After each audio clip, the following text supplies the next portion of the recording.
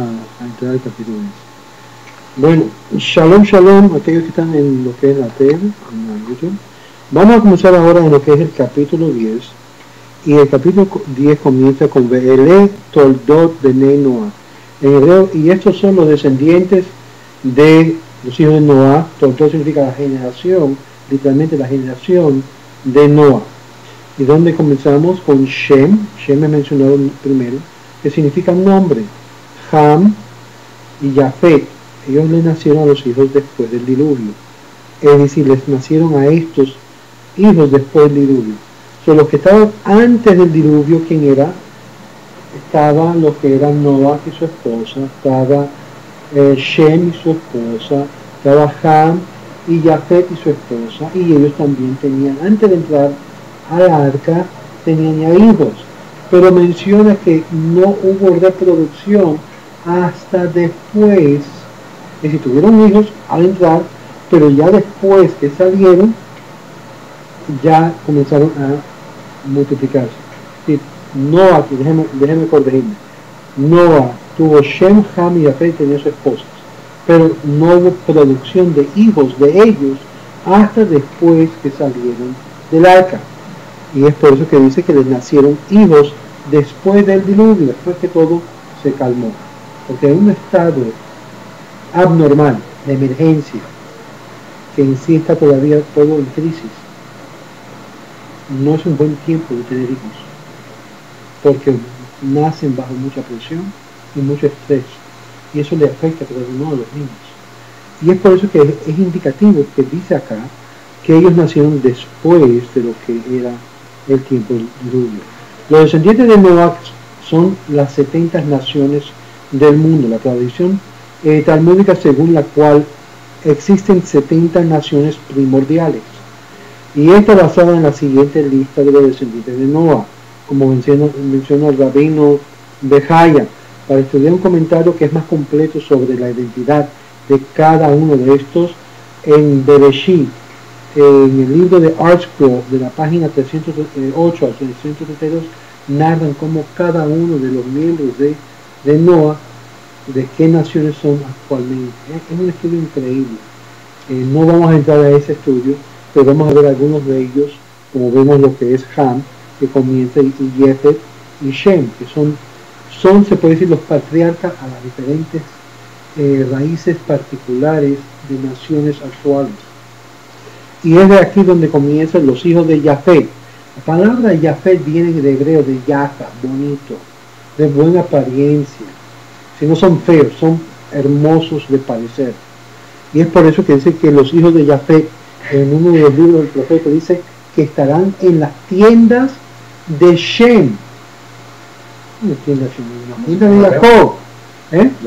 Jafet significa, viene de Yafa, o bello. Yafa, que es bonito, bello. Y los hijos de Jafet era lo siguiente: Gog o Gomer, Magog, Madai, Yavan, Tubal, Meshech y Tiras. Estos hijos luego llegaron a inculcar o a desaparecer, es decir, llenar las áreas de Turquía, lo que era Rusia, lo que era todas estas partes de las regiones nórdicas. Y los hijos de Gomer también, que es Ashkenaz, aparte de Europa, lo que era parte este de Europa, Rifat, Torgamá. Los hijos de Labán, que son de los descendientes de Jafet, era Elisha, Tarshish, los de Kitem, que eran la área de Roma, Dotanim, y a partir de ellos separaron las islas de las naciones en sus territorios según su idioma, por sus familias, en sus naciones. Tres formas como se dividieron. Aquí nos menciona.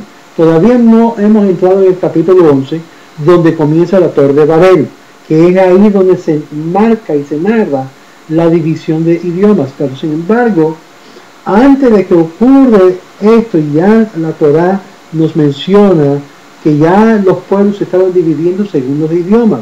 Es decir, cuando el autor escribe esto, ya había acontecido este sucedimiento de lo que es la división de las naciones. El autor aquí venía haciendo qué? Moshe Rabbeinu.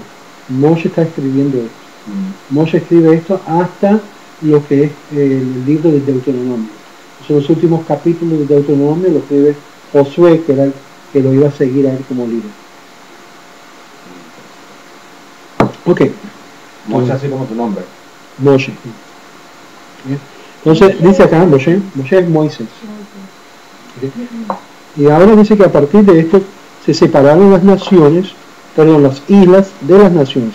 Y nos indica algo muy interesante, que las islas estaban pegadas sobre lo que era el terreno y en las naciones. Y cuando se separaron, ¿qué es lo que se formó? Cada isla tenía su pueblo, su gente que estaban habitando en esas áreas. Y las naciones en su territorio, cada uno según sus idiomas, sus familias y en sus naciones. Eso nos indica que había tres tipos de separación. Es decir, por la familia, por el pueblo que se hizo, se creó, nación, gobierno, y por el idioma. Eso lo vamos a ver que ocurre después de lo que sucede en la Torre de Babel. Porque en la Torre de Babel la humanidad estaba unida, 100% unida. Es lo que habíamos hablado, la unión hace la fuerza y la división debilita lo que es la fuerza. Y vamos a ver por qué en el capítulo 11 vemos que Dios tuvo que intervenir en el asunto de la Torre de Babel y causar confusión para que no se pudiera entender el idioma. Había un solo idioma. Muy bien. Entonces dice los hijos de Ham, que son los hijos de Ham, y aquí da una lista, Cush, y ahí viene, se llama Cushites, los Cushites eran los morenitos. Cushi significa, también tiene una expresión dulce y significa los queridos, los dulces. Mizraim era Egipto, Put era otra parte de la misma región de África, Kenan era de donde salieron los kenanitas que eran negociantes. Los hijos de Cush, Seba, Havilá, Sabta, Raamá, Sabetá, los hijos de Raamá, Sheba y Dedán. Eso era todo parte de lo que es África. Sin contar de qué piel son, porque en sí la Torah no nos dice, bueno, son de este color de piel o este color de tono de piel. La Torah no se mete en eso, solamente cuando llega en Éxodos, donde habla mal los hijos de Israel, o mejor dicho, uno de los familiares de Moisés, Aarón, Miriam, hermana, comenzó a decir, oye, tu esposa es un Cushi. Es decir, negra. No era negra. Cushi significa un tono de color más chocolate. Chocolate. Okay. Pero así más o menos. Así. ¿Cómo va el canto de ese color de morena o algo así? Hay un canto de recuerdo en español. Pero el asunto es que era un color que se considera, cuando dice que Cushi, también Rashi trae a lucir que la palabra Cushi significa belleza. Hay una gran discusión entre los intérpretes, porque en sí las facciones de los Cush eran muy bonitos, eran muy finos, era como de color bronce o de color de único, parecía exóticos. Es decir, tenían unas facetas distintas. Sí. Y es por eso que dice que Moshe... Sí, es como que el color de piel más o menos así brilla. Por ejemplo, el color de nosotros no brilla. No, nosotros somos unos quemas. Exacto, nosotros nos ponemos rojos. Ellos brillan. Entonces, eso era un aspecto único que nos menciona la Torah de Cush, o los Cushites, o los Cushi, por causa de Moshe, que dice que era un color así bien que brilla. Y le daba celo a una de las familias de Moshe y comenzaron a hablar mal. Y como resultado de hablar mal, el Eterno le que hace a Miriam, le pega a la piel. ¿Con qué? Con lepra. Así que ella habló contra la esposa de Moshe por causa de que ella veía el color. Ella también era entonces afectada con el color, y la carne del lepra, sí, el lepra es que se va desgastando, se va desgarrándose. Algo feo de pasar. Sin embargo, eso fue como un castigo a ella por haber hablado mal. Y ahí aprendemos que nosotros no podemos hablar mal, ni siquiera de nadie, sea por su color, porque de verdad todo lo que Dios ha hecho es una verdad, es bello en sí mismo. Nadie es feo Amén. o fea. Yeah. Y es una cosa que tenemos que aprender. Amén. Que a mí me gusta o no me gusta, ya es un gusto personal. Exacto. Pero la realidad es que Dios dice, yo he creado esto. Claro. Y todo lo que Dios ha creado, Es bello. como hemos leído, es bello, es bueno. Es bueno, ¿sabes? Y tenemos que tener esa forma de ver las cosas con un buen ojo, porque todo lo que Dios ha creado es bueno. Hay sus diferencias, pero es bueno. Bueno. Dice, los hijos de Ham eran Cush, Mizraim, Put, y va la lista ahí enseguida. Y cuando llegamos hasta lo que es el verso 8, es muy importante porque aquí comienza la historia de cómo se desarrolla la civilización. Y dice, los hijos de Ham, etcétera, etcétera. El verso 8 dice, y Cush engendró a Nimrod. Muy importante, engendró a Nimrod. Nimrod fue el primer hombre poderoso de la tierra. ¿Qué significa esto?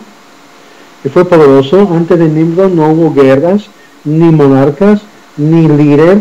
Él subyugó a los babilónicos hasta las coronas, hasta que lo coronaron rey, tras la cual dirigió a Siria, a donde construyó grandes ciudades, según el Ramban, Nachmanides y el rabino David Kimshin. La Torah lo llama poderoso cazador. ¿Por qué? Porque esta misma expresión, poderoso cazador, lo va a haber usado de nuevo en la Biblia cuando se refiere a Isaú, el hermano de Jacob, que era un cazador. La misma expresión que Rashi menciona aquí, la mayoría de los comentaristas interpretan en sentido figurativo. Nimrod atrapaba a las personas con su paladar, con sus palabras, incitándolos a rebelarse contra Dios. ¿Qué es lo que él hacía? Él captaba a la gente, era una persona muy parecida a Obama, que su palabra, wow, o como Clinton, que era muy cautivador con sus palabras, persuasivo con sus palabras, sí. Que la gente piensa, wow, qué lengua de dedo tiene este hombre, qué forma de persuadir a la gente. Puede decirte una mentira y tú le llegas a creer porque están convencidos. Y esto es exactamente lo que era Nimrod. Nimrod cazaba, atrapaba a la gente con lo que él decía, de tal forma que aún traía abajo a los poderosos con lo que decía. Está mal, pero ¿qué fue la intención de él? ¿Cuál fue la forma que se estaba dirigiendo? ¿Era para traer la humanidad a una unidad con Dios? No. Sino buscaba la forma de sembrar una pelea, una guerra contra el Creador. Él unía lo que era toda la humanidad con quien él hablaba para ir en contra de todo lo que representa a Dios. Aquí, y yo le digo esto a los cristianos, porque si ustedes quieren ver el personaje de lo que es el falso Mesías, aquí lo hallamos. El falso Mesías es uno que se levanta contra los valores de Dios, contra la ley de Dios, y con una forma muy persuasiva comienza a convencer a los demás de ir en contra de todos los valores de Dios, de ir en contra de lo que es las cosas morales y éticas. Lo que está establecido. Exacto, la ley. Ese es en sí, en un sentido muy legítimo, lo que es para el judío el anticristo, el antimesías. Un perfecto ejemplo. Esto yo se lo digo muchas veces a los cristianos. Muchos cristianos piensan que el anticristo tiene que ser judío. Para el judío no es así. El anticristo tiene que ser una persona que se opone contra la ley de Dios, se opone contra el Dios de Israel, que de tal forma que se levanta él o él mismo como si fuera el enfoque de toda la adoración.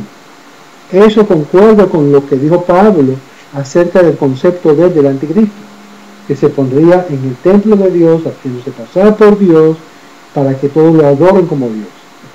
Obvio, ese no es el Mesías judío, ese es el Mesías cristiano, que Roma más tarde cambia a que fuera en imagen de César. Es lo que yo estoy hablando en la serie que estoy dando por medio de YouTube, de lo que es la fe de Jesús, el judaísmo. Bueno, vamos a seguir adelante. Aquí comienza el primer hombre poderoso en la tierra, es un cazador. Rashi, la mayoría de los comentaristas interpretan en sentido figurativo. Nimrod atrapaba personas con sus palabras, incitándolos, y se cubrían con un manto de piedad a fin de engañar, como dice Hirsch.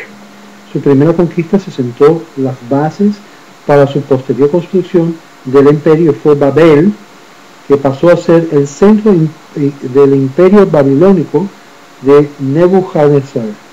Babel, este fue el primer reino que continuó, se puede decir, el legato de Nimrod, que fue Babilonia. Babel, donde está Irak. Ahí es donde comenzó el primer civilización o gobierno mundial. Y fue Babel, que fue una de las principales ciudades de la antigüedad. Interesante que Saddam Hussein, antes que lo tiraron, estaba tratando de reconstruir esa antigua ciudad. Mira, y trató de ponerse él mismo como el jefe, el representante del nuevo imperio mundial, y ese fue su deseo. Pero ¿cómo nombró un poderoso cazador ante Hashem?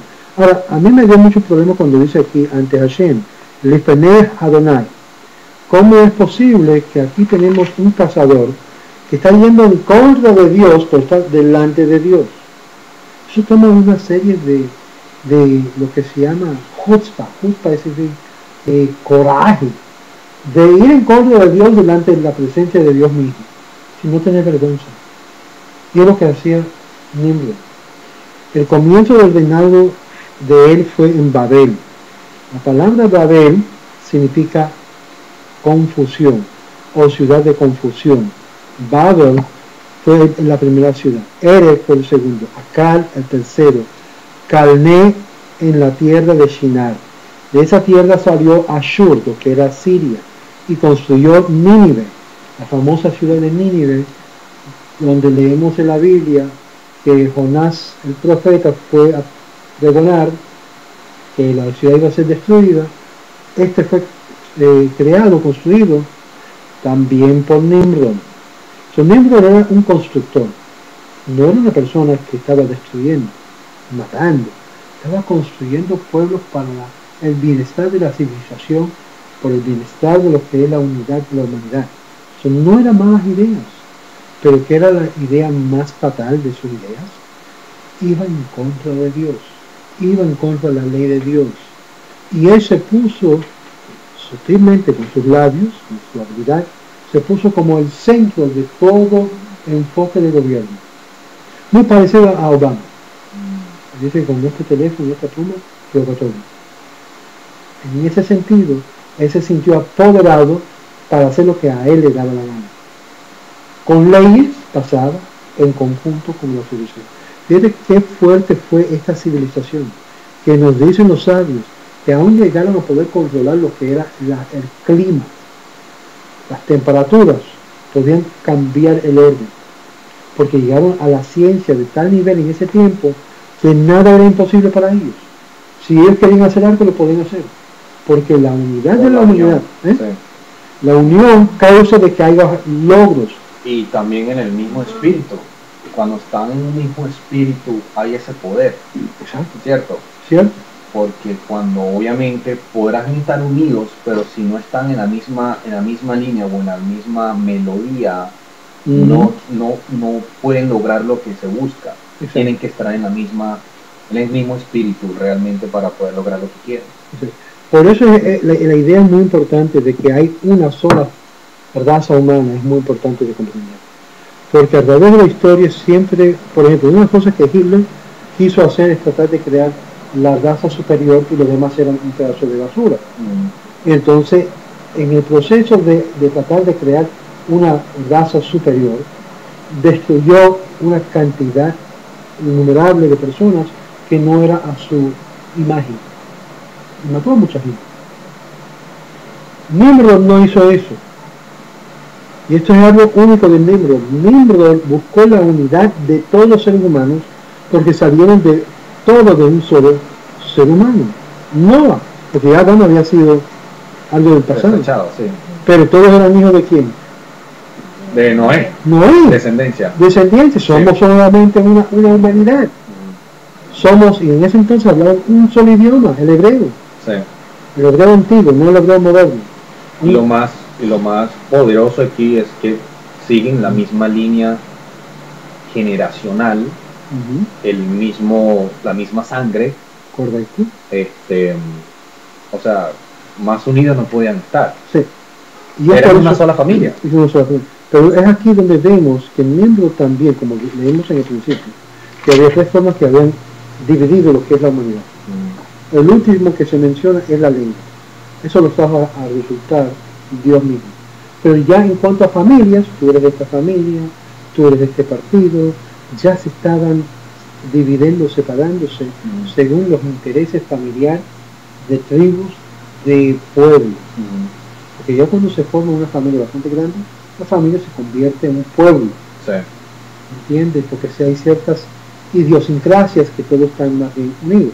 Es por eso que sabemos que Abraham, cuando fue a buscar esposa para su hijo, no fue a los cananitas, no fue a lo de Jafet. ¿A dónde fue? A los hijos de Shem. Y mandó a la casa de un familiar, Labán. Búscate esposa ahí en la casa de Labán. ¿Qué era Labán? Tremendo ladrón. Buscaba la forma de sacarle la plata a su propio sobrino Jacob. No, esto no. Todo lo que él traía a bendición, él lo sacaba clamando que era de él. Vemos que esto fue la forma de proceder de los antepasados. Ahora vamos a ver lo que dice el verso 15. Porque recuerde que había una maldición que Noah había dado sobre qué familia. ¿Se recuerdan la semana pasada? ¿Cuál era la maldición que había Noah declarado? ¿Sobre quién? Sobre Vete al capítulo 9. El capítulo 9, verso 18. Los hijos de Noah que salían del arca eran Shem, Ham y Jafet. Ham era el padre de Kenan. Estos tres fueron los hijos de Noah a partir que se expandió el mundo entero. Se profanó a sí mismo Noah, el hombre de la tierra, y plantó un viñedo. Que dice, y Ham, el padre de Kenan, dio la desnudez de su padre y dijo a sus hermanos. Ambos, Kenan y Ham, tuvo parte con la vergüenza de quién? De Noah. Ahora vemos aquí en el verso 15 que Kenan engendró a Sidón, su primogénito, y Het. ¿Sabes lo que significa Het en hebreo? Het en hebreo significa pecado. Het significa pecado en hebreo. Y es lo que, para estar seguro, la forma de escribirlo igual. Sí, dice Yaled et Sidón de Korov et Het. Y Het es con la letra Het de hebreo, que está cerrado la Hei. Es una Hei. Het es en español se escribe J-E-T. En hebreo se escribe con la en hebreo se escribe así. En hebreo se escribe así mismo. Ok, así, cerrado. La diferencia entre este y el Hei, es que la Hei significa vida. Y está abierto la apertura. Ajá. La Het, para que lo ven. La Het está cerrado y significa cortocircuito. No hay vida. Cuando una persona comete un pecado, se cierra para Dios, se cierra la vida. Y es interesante que este hijo tiene el nombre de Het, pecado. Imagínate tú llamar a tu hijo pecado. Eso nos dice pecado. Demian. O peor, hay una persona que una vez llamó a su hijo el diablo. ¿Saben lo que es llamar a su hijo diablo? ¿Qué tipo de psicosis va a tener ese chico? Oye, diablo, vete acá. No me llames diablo, ven acá. Pecado, ven acá. Eso nos da algo de una insinuación. Nos indica que este es quien engendró a este hijo. Quizás lo engendró en esto es una sugerencia, porque todos los nombres en la Biblia, hebreo, tiene significado la esencia de la persona. Por ejemplo, Noah, que se escribe en hebreo Nun Hei, Noah, significa al revés, gracia. Y Noah significa consolador. No importa cómo lo vas a ver, Noah representa lo que es consolación y gracia. Aquí vemos la gracia de Dios y los hijos de la gracia, se puede decir. Uno viene de ser muy malo, otro muy bello, gracias, y que es Yahvé, y el otro estudioso y temeroso de las cosas de Dios. Tenemos los dos de todos representados, los hijos de Noah, que todo está dentro del concepto de gen. Por ejemplo, en Proverbios 31, ¿qué dice? Una mujer virtuosa, quien la llama. Al final del versículo dice, gracia es, si belleza es vano. Gen significa gracia, es vano, es vanidad. Porque al fin y al cabo, ¿qué sucede con la belleza? Nos ponemos viejos, todo se comienza a arrugar, ya la gracia, esa gracia, esa apelación a los ojos se va. ¿Qué es lo que queda? El ser humano. El ser humano. El ser humano. Y si no podemos ver más allá de simplemente lo exterior, estamos perdiendo tiempo. Y es aquí donde nos enseña algo muy grande de esta historia de las generaciones. Porque cada generación, cada familiar de Noah tiene un cierto corriente. Camino, exacto. Y entonces dejamos con lo que es aquí con Canaán, que es el Rom. Y continúa, y la frontera de Cananeo se extendió desde Sidón, la dirección hacia Gerar, hasta llegar a Gaza, sí, la Gaza de hoy, en dirección hacia Sodoma y Gomorra. ¿De dónde salió todo esto? ¿Quién habitaba en estas tierras? ¿Los descendientes de quién? Canaán, perdón. Es decir, los descendientes que habían hecho el mal a su padre. Adma, Seboim, hasta llegar a Lasha. Y estos son los descendientes de Ham según sus familias, por sus idiomas, de nuevo, sus idiomas, en tierras y en sus naciones, su pueblo. Es decir, cuando iban migrando como familia, como pueblo. Y esto es lo que comenzó a establecerse en esas ciudades, en estos pueblos. ¿Qué principios? Los principios de esa familia, las formas de vivir la vida cotidiana según el conocimiento de esas familias. El dicho es que no te casas con malas familias. Por eso ninguno de los dos se querían casar con las familias que eran descendientes de Ham o Canaán. Lo evitaban. Dame tu hija para mi hijo. No. Prohibido. Y comenzó a levantarse lo que era barrera para que no se podían mezclar. Y se tuvieron que mezclar entre ellos mismos y ahí fue donde... Y comenzaron a fortalecer las que se llaman las tendencias malas, aumentaron. Y es por eso que fueron en sí marcados en la historia como personas no buenas personas. Sí. Pero que puedo ver entonces en cualquier manera, en cualquier punto que lo veo, el mal sigue entrando en el transcurso de la historia. O sea, primero entra por el pecado de Adán y Eva, luego viene otra vez Noé y entran por el pecado de los hijos, y bueno, de ahí en adelante, o sea, siempre hay un comienzo, pero no se ve un fin. El fin son los resultados de lo que son los padres. ¿Tú quieres tener un efecto sobre tus hijos? Ok, por supuesto, sí. Por supuesto, sí. Depende de cambiarte a ti mismo. Claro. A cambiarte a ti mismo, tú cambias a tus hijos en el futuro. Claro. ¿Cómo pueden los hijos cambiar a sus padres? Es como cortar esa cadena. Sí. Tienes que cortar la cadena. Tienes que cortar la cadena y comentarlo contigo. Pero ¿cómo pueden los hijos afectar a los padres? Porque sabemos que los hijos no pueden pagar por las consecuencias de los padres, y los padres pagar por las consecuencias de los hijos. Sí. Eso lo dice en Ezequiel, lo habíamos leído. Ezequiel. Sí, creo que era 17, me parece, algo así. Ajá. Siendo ese el caso, que ni el uno ni el otro se pagan por uno de los otros pecados, que ahí totalmente destruye el concepto del cristianismo, de que un hombre puede pagar por tus pecados porque sobre él llevó todo el pecado del mundo. Exacto. Eso no vuela en lo que es el concepto judío. Cada uno tiene que llevar sus propios pecados, pagar por sus propios pecados. Somos individuales. Somos individuales y por lo tanto tus pecados no se pueden ser echados sobre ella y la de ella no puede ser echado sobre la tuya. Tú tienes que pagar por lo tuyo y tú por la tuya. Claro. Y este es el concepto judío.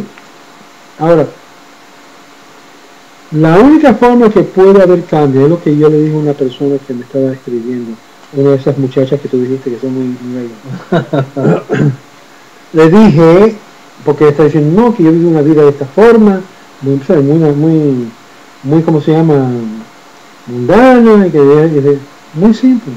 Comienzan los cambios contigo. Tú tienes que hacer reparación tikkun con lo que tú haces de aquí en adelante.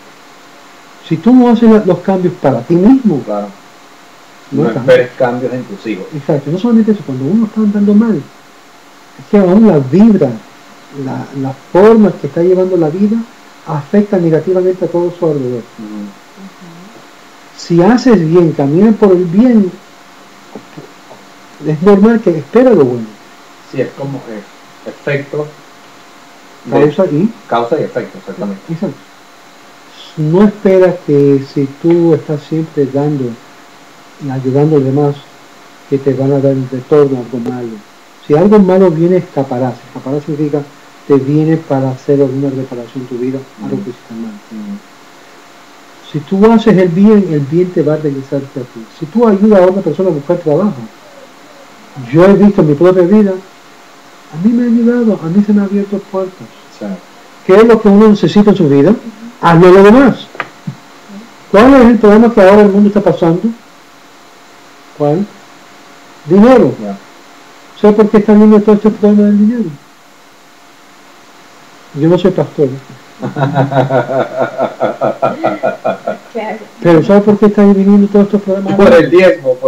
Por no dar. Diezmo. Y no dije diezmo, dije por no dar.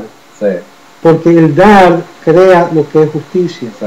Y yo tengo una pregunta ahí que tengo que responderle a esta muchacha que me hizo la pregunta sobre cómo se honra a Dios con los bienes. Me hizo una buena pregunta. Y en un video que voy a preparar particularmente para responder a su pregunta, porque es muchas personas han preguntado, los judíos me mandan diezmo. Primeramente, ningún pastor, ningún cristiano tiene el derecho de pedir diezmo. Déjame decirlo de nuevo.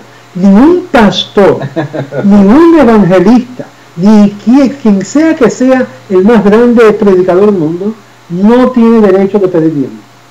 Es lo que dije, no tiene derecho Amén. de pedir diezmo. Amén.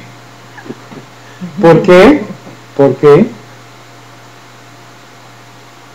Porque primeramente el diezmo fue instituido como algo dentro del sistema del templo y en el Estado de Israel. Era lo que se llama el welfare del pueblo de Israel.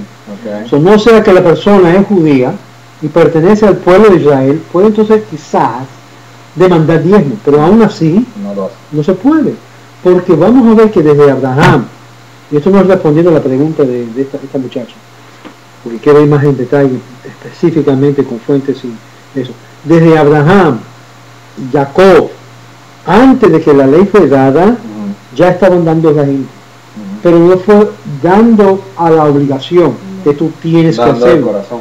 sino como leemos con Abraham, que salió Shem, que es Melquisedec, es lo que vamos a ver, por eso estamos viendo quién es Shem. Shem significa el nombre, y él tenía un buen nombre, y el nombre de él poseía el nombre del Eterno. Él era el sacerdote que salió de Noé, que comenzó a enseñar a los pueblos acerca de la obligación de un solo Dios. Él no necesitaba dinero.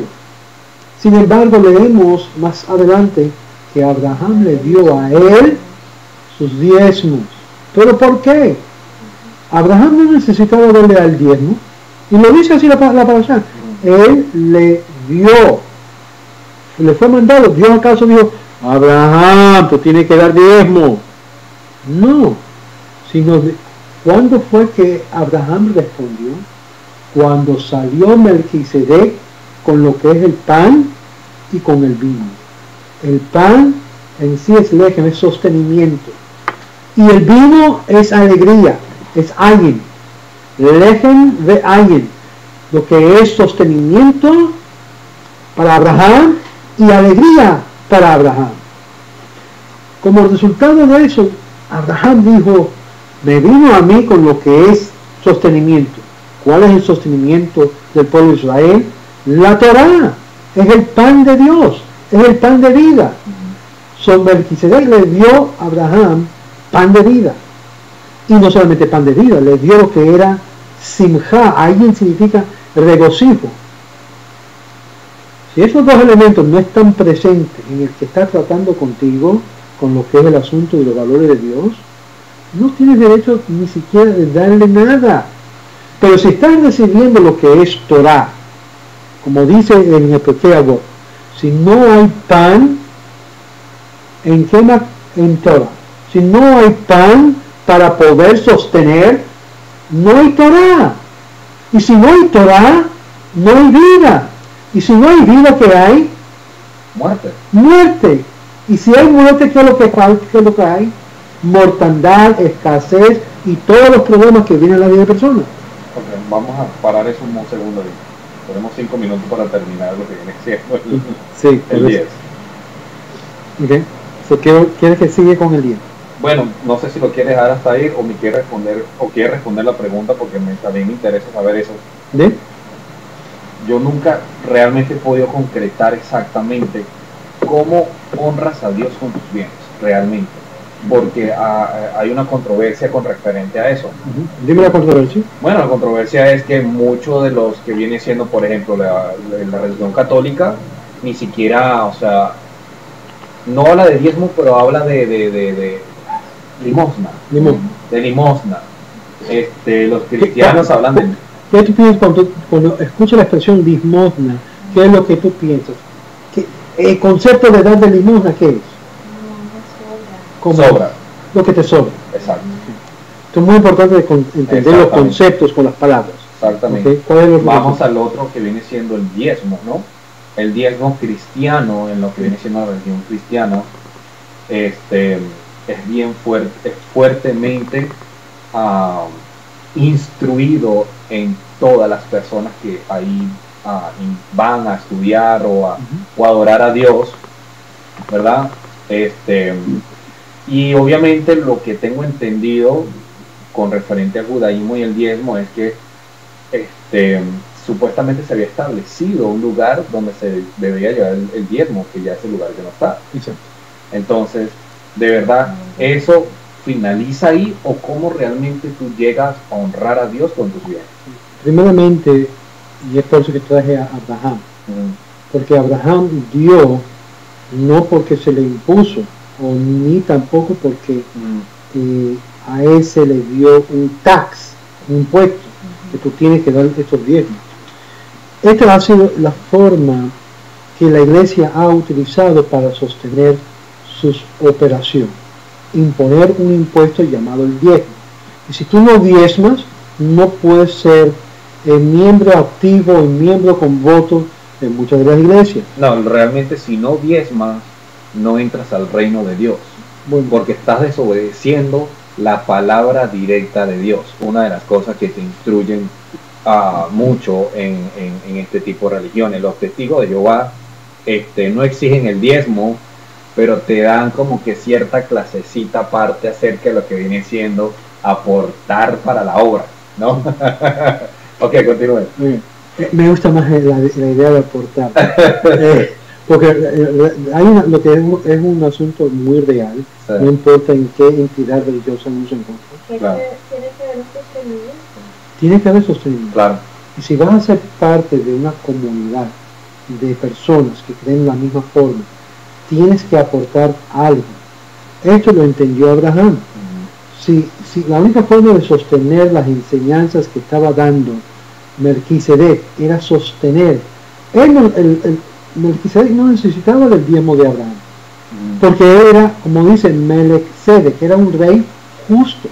Él tenía dinero de bastante de ser rey, a él le tenían que dar impuestos, pero era aprender Torah, y de ahí salió Abraham y le dio a él que diezmo obligatorio, no, nada de 10.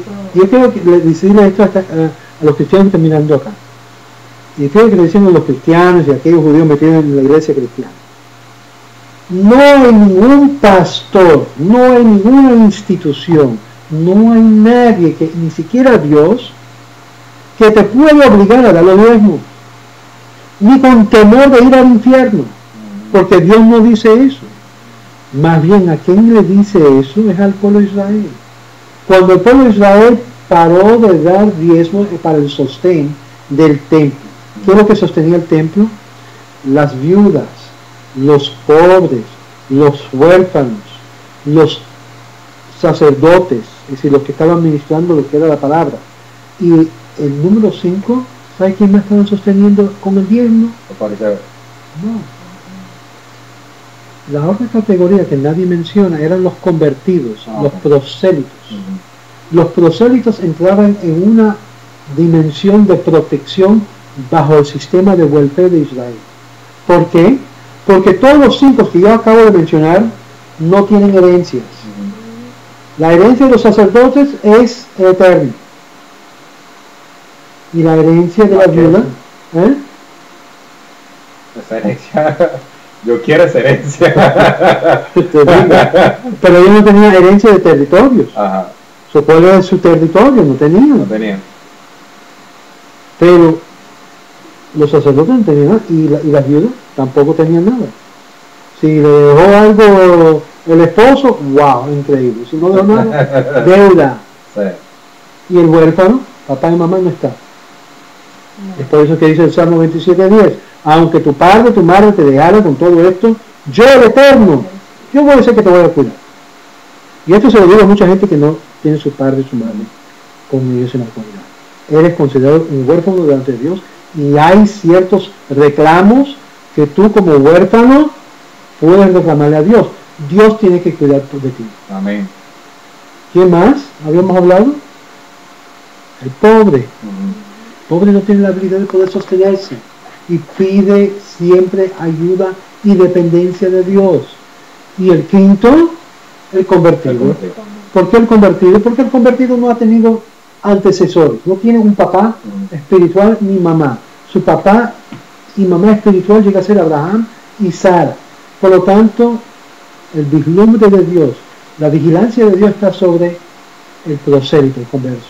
Por eso el que juega y maltrata a un prosélito, un converso hacia el judaísmo, está tratando con Dios directamente. Cuidado, son más queridos que aún los que son hechos naturalmente. Porque ellos apartaron de lo que tenían para convertirse en lo que no era de ellos. Entonces, si todo el pueblo de Israel es la niña de los ojos de Dios, esto en particular son las niñas de los niños. ¿Me explico? Sí, porque Dios tiene que proteger los que no pueden ser protegidos. A ver, pero respóndame, perdóname. Respóndame la pregunta. ¿Cómo honras a Dios con tu tiempo? No me respondió la pregunta. Honra, ¿qué significa honrar? La palabra honrar es kibud o kabod, es darle honor a Dios cuando tú das. Okay.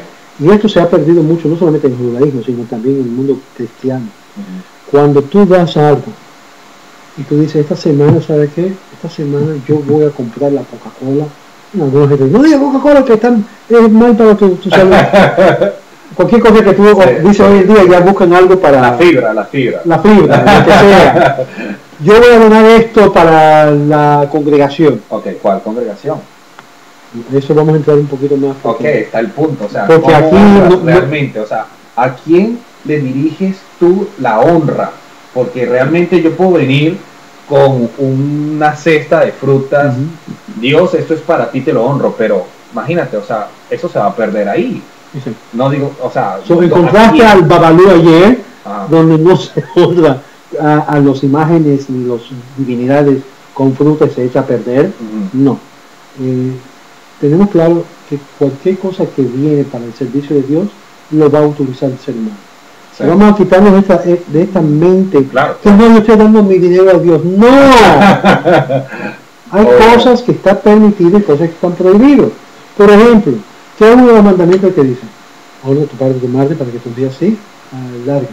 Sabe que una persona que da parte de sus entradas a sus padres, está honrando a Dios con los bienes. ¿Tú sabes qué tipo de mensajes le daría a ustedes los pastores?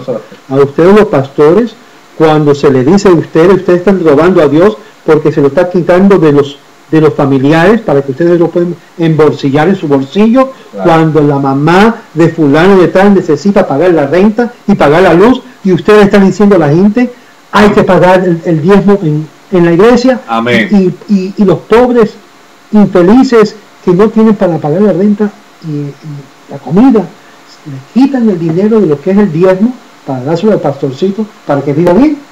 No. Dice la Torah claramente, honra, la palabra honra, y sabemos que esto habla aún de diezmos y honrar con los bienes, es que si tu mamá, tu papá necesita ayuda, tu primera obligación no es de llevarlo a la sinagoga o a la iglesia y dar tu dinero ahí. Tu mami y tu papi necesitan tu ayuda ahora.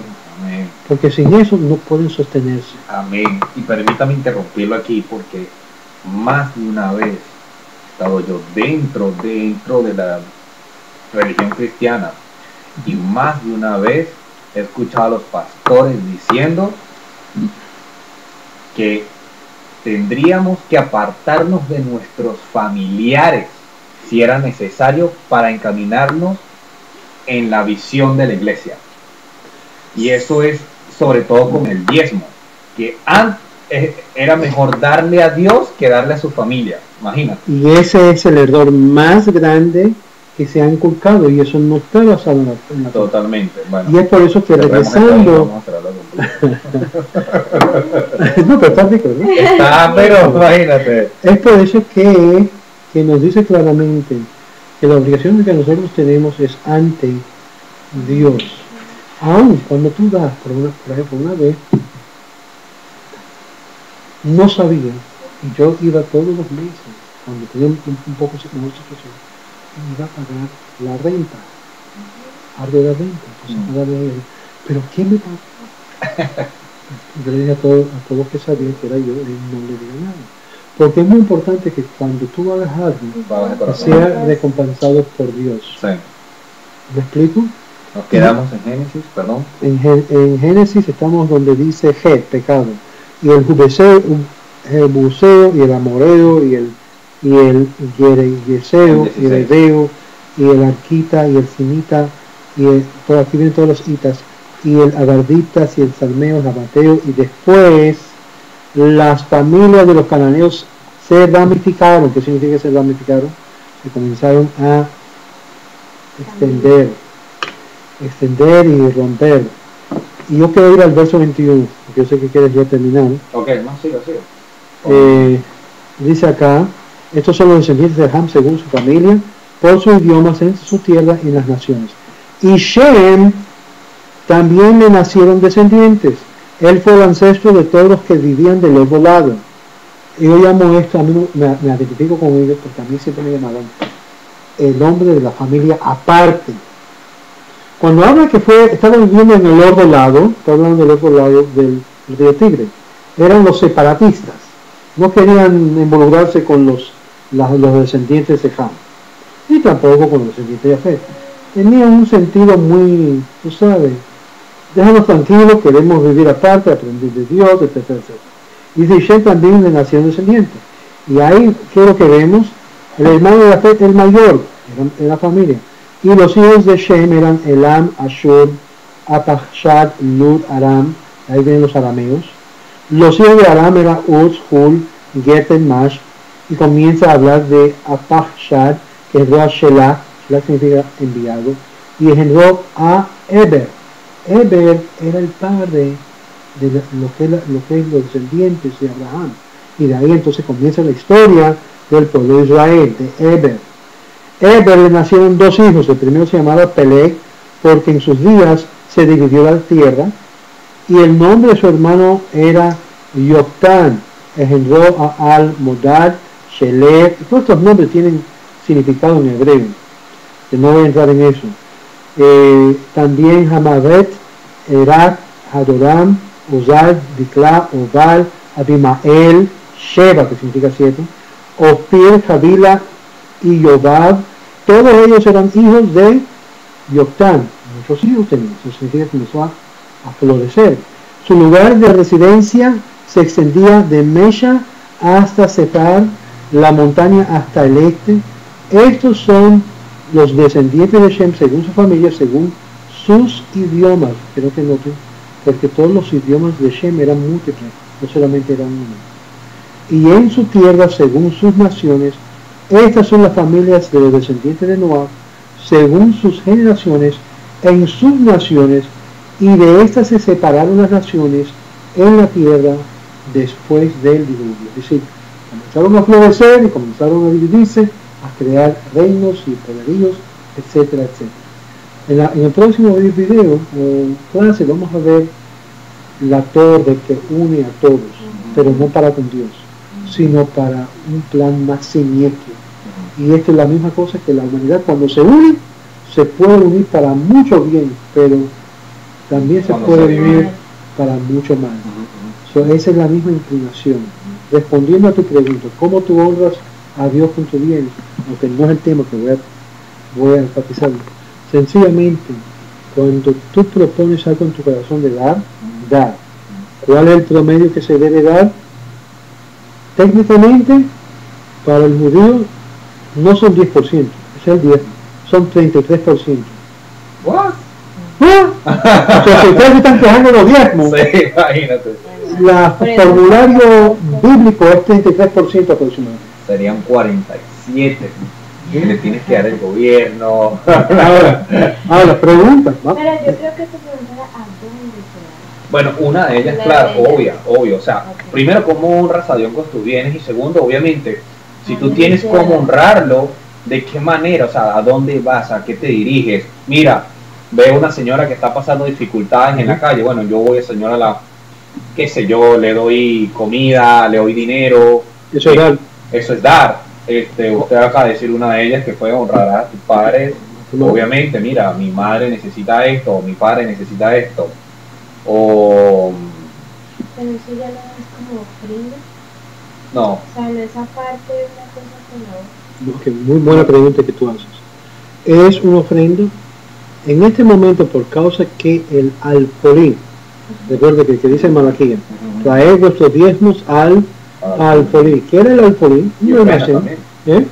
Diezmo y ofrenda, dice. Diezmo y ofrenda, sí, pero es decir, los diezmos es una cosa que se usaba de la agricultura. Sí. Y era el 10% de todo lo que se cosechaba. En 3 años, muy bueno. Sí. Además tenían que dejar lo que se llama las esquinas de la tierra. TEA, que son las esquinas. Que yo creo que en Colombia, de lo que me dijo mi padre, que es de Cali, me decía que muchas veces los padres de él dejaban las esquinas de las fincas sin cosechar, que eso es algo bíblico, de no cosechar todo la tierra solamente las partes principales, y las esquinas lo dejaban a los pobres y ellos iban y recogían lo que ellos necesitaban y se llevaban a la casa. Imagínate que se hacía algo así hoy en día. No se daba dinero porque no había dinero. Mi mamá es agrónoma. Mi mamá es agrónoma. Entonces eso sería algo que sería perfectamente. Ahora, ¿qué otra forma? Eso es honrar a Dios con los bienes, porque los bienes, todo lo que poseemos, todo, aún el salario, el dinero, etcétera, todo viene de Dios. Tenemos una obligación. Noah fue el primero, como vimos la semana pasada, que ofreció ¿qué? ¿Qué fue lo que ofreció? ¿Qué sacrificio ofreció? Eran cosas sobras, por eso decía sobre limosna. Porque la idea de limosna es darle sobra. De ahí sale la idea de Caín. ¿Te recuerdas a Caín? ¿Qué fue lo que él ofreció? Lo que le sobraba de la cosecha. No, ¿qué fue lo que ofreció el horno? El becerro, lo mejor. Exacto. Ahora, cuando tú vas y de ahí se agarran los cristianos también. ¿Sí? Por eso yo le digo, vamos a ser bíblicos. Si lo vas a hacer uno, te voy a decir cosas que va a ser muy difícil. Un judío no le puede dar dinero a una institución idólatra. So, si es para dárselo al Dios Jesús, no se puede. Si es para darle a la Virgen de la Caridad, tampoco. Ni al Babalú allí. Toda cosa que implica idolatría, el judío está prohibido en dar. Significa que todos esos medios para sostener lo que es casas de falsa adoración no se puede dar. Ahora, imagínate la implicación. Si una institución judía se convierte idólatra por causa que están y comienzan a seguir parecidos parímetros como el movimiento cristiano, también se le puede prohibir de dar a tal institución, porque Dios no quiere que nosotros estemos apoyando cosas que traen lo que es una división entre nosotros y Él. Entonces, ¿qué es lo que tenemos que hacer? Servir a Dios. Ahora, aquellos que están dando, por eso dije al principio, los pastores no tienen derecho porque, número uno, no son el alfolí bíblico.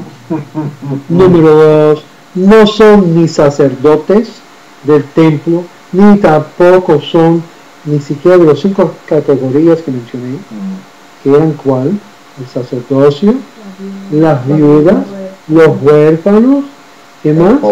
Los pobres y los convertidos. Vamos a anotar. 5. Vamos a ir por orden. Primero sería sacerdotes. Los sacerdotes, que sería lo que es la clase educativa, los clérigos, si quiere llamar.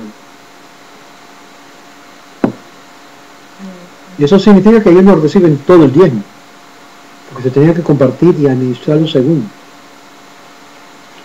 Número 2, tenemos lo que es los huérfanos y las viudas, los prosélitos. O sea, imagínate, ya tienes 5 categorías que de tus diezmos, si eres una persona que te gusta dar diezmo porque has visto bendición de Dios, y quiero decir eso, una persona que da, es decir, eso es un principio eternamente permanente. Una persona que es mezquino, que no da, vas a ver que tampoco no se le da. Bueno, después entramos en profundidad con eso. Okay. Pero te estoy diciendo, hay principios, que hay sus excepciones, seguro, sí. Porque una persona que quizás no da lo que usted piensa que está dando, y da de otra forma, está dando mucho más que una persona que está dando. Perfecto ejemplo. Una persona que todo lo que tiene en sus manos o en su bolsillo es $1, no tiene más nada, ese es el único $1 que tiene, y da ese $1 con un gozo para ayudar, y lo da de todo el corazón, y lo da para ayudar. Esa persona que dio de esa forma recibe mucho más recompensa que una persona que es un millonario. Está pensando y están argumentando con él: por favor, dona fulano de tal, o don señor, necesitamos su donación. Entonces escribe un cheque de $10,000 y piensa la gente: wow, sí, pero $10,000 en comparación a ¿qué? Claro. A $1 billón. Está dando una migaja. Está dando una migaja. Está dando de lo que sobra. A mí me gustaría ver a alguien que me está mirando aquí, que es millonario o billonario, que me da mitad de esos billones, a ver si le duele o no le duele. No lo da. ¿Por qué? Porque es más duro de soltar y creer a Dios. Y dice: yo voy a dar esto por esto. Abraham no tuvo problema con eso. Abraham se propuso de dar a Melquisedec, lo dio porque recibió lo que era Torah, y lo que recibió fue lo que es alegría. Si una persona no recibe eso de una persona, es como yo le digo a la gente: si ustedes no han recibido lo que es bendición de haber estudiado y visto los videos gratuitamente, no se le está cobrando. Yo pregunto: ¿cuánto vale la eternidad? Porque es eterno, ¿no? No solamente eso, no solamente tiene que ver con eternidad, más importante que eso, sino es verdades que causa a la persona ser libre de sus propias ataduras espirituales.